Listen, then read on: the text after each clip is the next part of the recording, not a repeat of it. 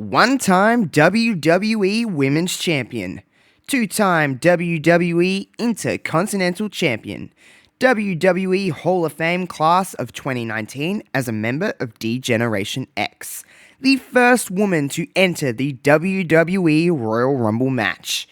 Today, I'm discussing one of the biggest pioneers in women's wrestling history, a woman that changed the game and opened the door for many others to follow in her footsteps.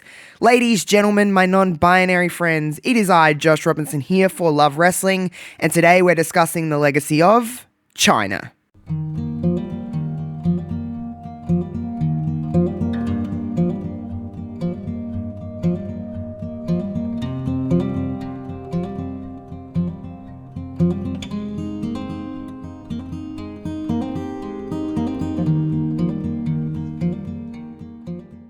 Chyna made her WWF debut on February 16th, 1997 at In Your House 13 Final 4.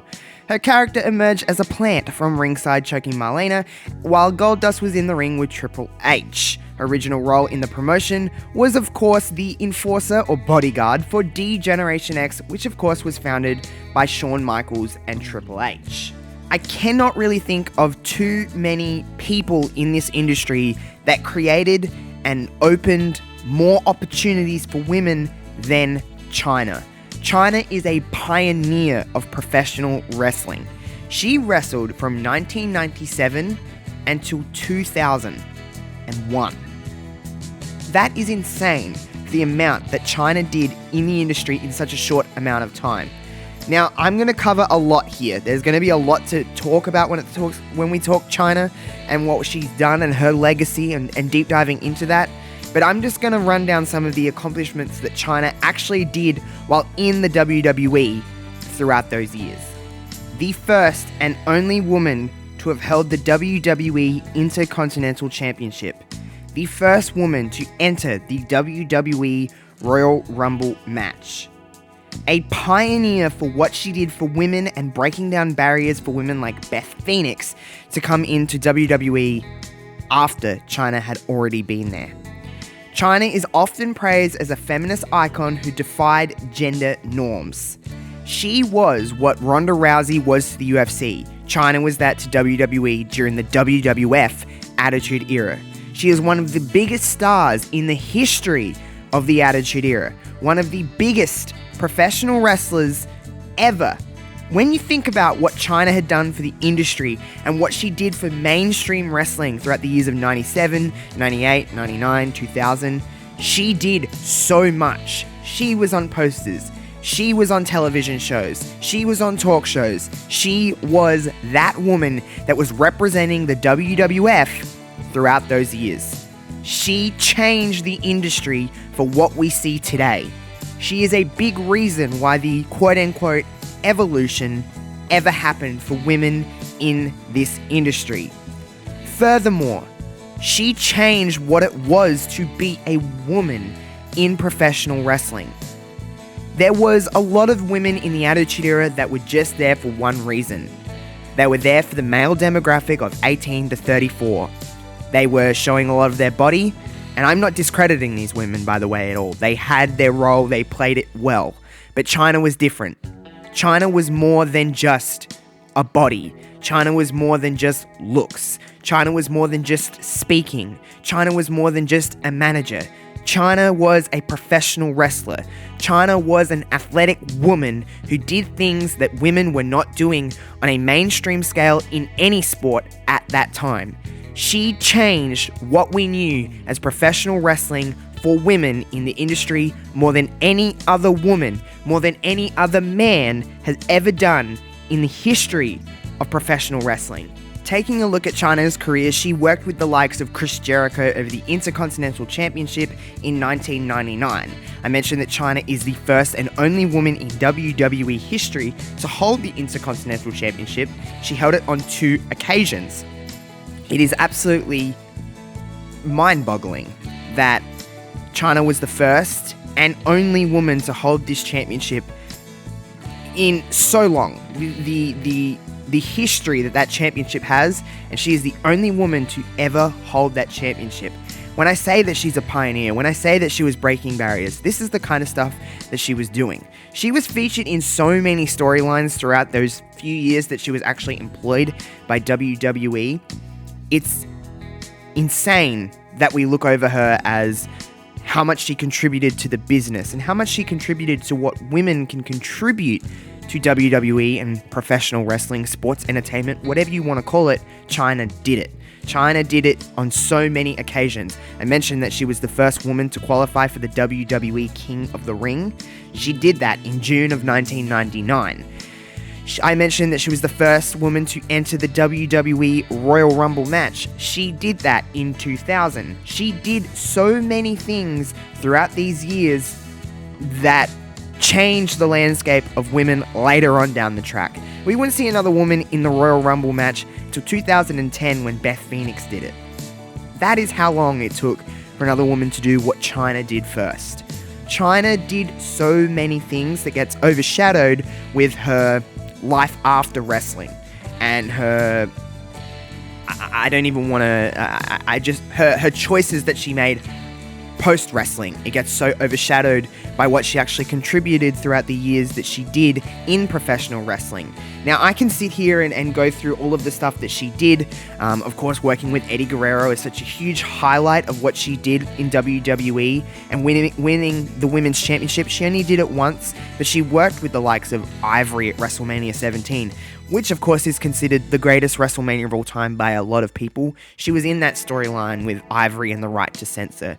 Yes, she did become more of a sex symbol in the latter part of her career because who knows why. If you've watched Chyna's documentary on Vice TV, you would know that there may have been some pressure to, make her look more quote-unquote feminine throughout her latter part and why she was working with women and her often seeing it as kind of a step backwards in a sense because of what she was doing to break down barriers throughout WWE wrestling for the Intercontinental Championship and being in the Royal Rumble and King of the Ring, all of the stuff that I've stated before. Now, of course, I don't want to make this too heavy of legacy of. I like to promote and spread love and joy and everything that these women contribute to the business. But we can't talk about Chyna without talking about everything else that happened in Chyna's life. If you haven't, by the way, I would suggest you do go and watch the documentary on Chyna and her last year of her life, documenting that and the people that she surrounded herself with. It's a very interesting watch, and if you are a fan of Chyna or if you're just a fan of wrestling, it's a very important thing to go and watch and know what she went through and how much it actually impacted her life. Of course, Chyna, I believe, in my heart, this is just my personal opinion, surrounded herself with a lot of bad people that ultimately led to her death in 2016. It's really, there's no words that I can say that hasn't already been said that would kind of document her life and everything. But of course, for anyone that doesn't know, I don't know how you wouldn't if you're watching this, but on April 20th, 2016, Joanie was found dead in her home in California. She was 46 years old. It later, of course, was revealed that it was a mixture of her medication that she was on, mixture of alcohol, and just a long line of other things that happened throughout her life. She had a long history with drug issues and drug abuse, and again, surrounding herself with people that were not beneficial to her life, to her livelihood, to get her back on the right track. Now, again, I like to be positive. I like to spread a lot of love about wrestling. Throughout her latter part of her years, obviously, Chyna went and did other things in the world, and WWE looked at that as bad. I don't necessarily believe that. Everyone makes choices. You need to do what you need to do, and whatever feels fulfilling to you, go do it. She's not hurting anybody. She wasn't doing that in spite of anything. But Chyna was a huge name in professional wrestling that obviously there was stuff that happened at the end of her time in WWE that necessarily wasn't in Chyna's favor. She did go to New Japan Pro Wrestling in 2002. If you haven't watched her stuff in New Japan Pro Wrestling, go and have a look at it, because a lot of people pigeonhole Chyna as just being this muscular, strong woman that, didn't really contribute along the lines of quote-unquote wrestling inside of a ring. Watch her stuff in New Japan. You can see what Chyna could actually do and what she could contribute in terms of a wrestling match, because I don't think a lot of people look at her actual wrestling ability. They just look at what she did in the overall landscape of wrestling. She did a lot. She did a lot of stuff in New Japan. Of course, she would come in as her final pro wrestling match was in 2011 in TNA alongside Kurt Angle. That was what it was, and I'll leave that at that. I don't think it's necessary to even really mention that too much.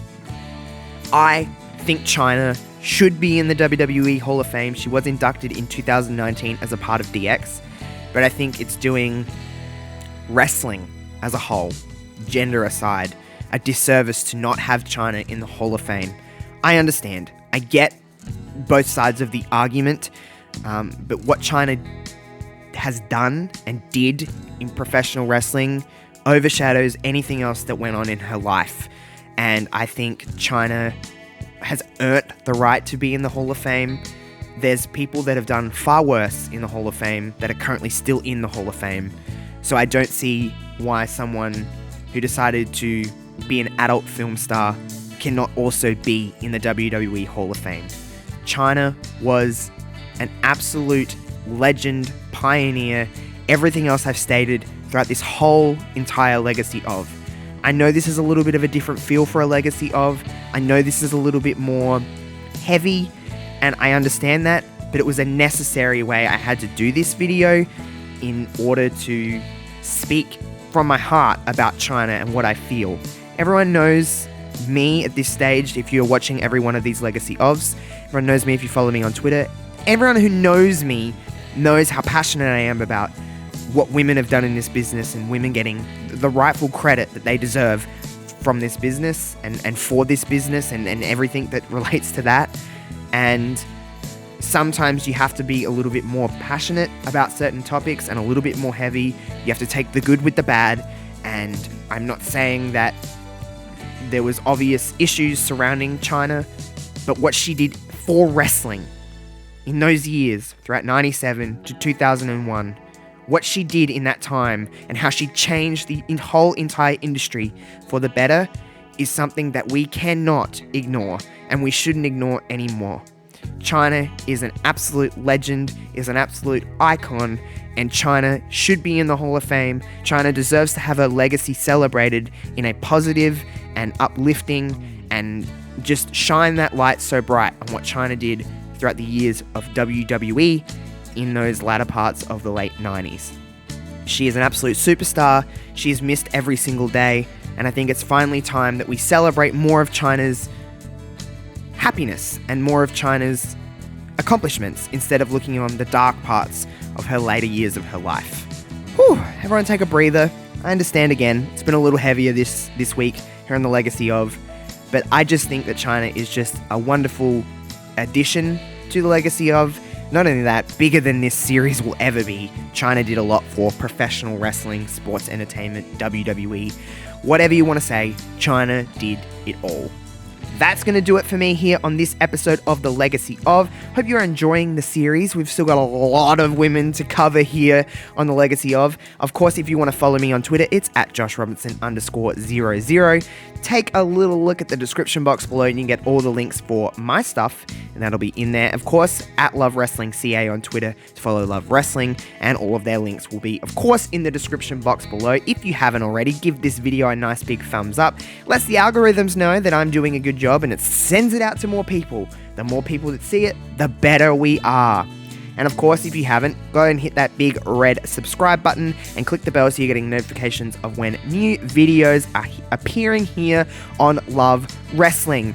The Legacy of course, drops every single Monday morning in Australian time. So a lot of you guys, it will be for Sunday night, later part of the night, and you'll get a new Legacy of. So what's going to be next Monday? Ooh, I don't know.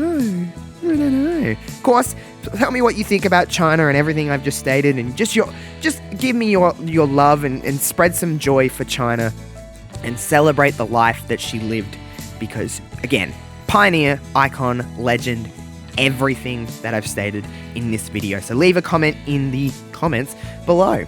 And until next Monday, I'll see you on the next one. I'm Josh Robertson, signing off for Love Wrestling. Goodbye.